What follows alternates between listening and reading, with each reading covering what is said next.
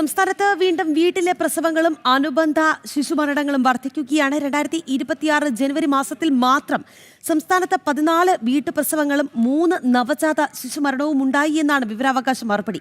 മലപ്പുറം ജില്ലയിൽ നിന്നാണ് ഏറ്റവും കൂടുതൽ കേസുകൾ റിപ്പോർട്ട് ചെയ്യപ്പെട്ടത്.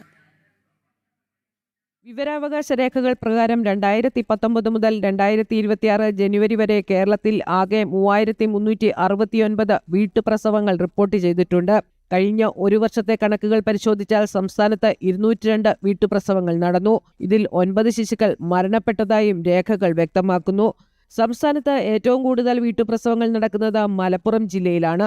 2021-22 കാലയളവിൽ 271 പ്രസവങ്ങൾ മലപ്പുറം ജില്ലയിൽ നടന്നു. 2025 ജനുവരി മുതൽ ഡിസംബർ വരെ ഇത് 44 കുറഞ്ഞെങ്കിലും 2026 ജനുവരിയിൽ മാത്രം 6 വീട്ടുപ്രസവങ്ങൾ വീണ്ടും റിപ്പോർട്ട് ചെയ്തു. വീട്ടുപ്രസവങ്ങൾ കുറയ്ക്കുന്നതിനായി താനൂർ സർക്കാർ ആശുപത്രിയിലെ ഡോക്ടർ കെ പ്രതിഭ നൽകിയ നിവേദനത്തെ തുടർന്ന് തദ്ദേശ സ്വയംഭരണ വകുപ്പ് കഴിഞ്ഞ വർഷം പ്രത്യേക സർക്കുലർ പുറപ്പെടുവിച്ചിരുന്നു.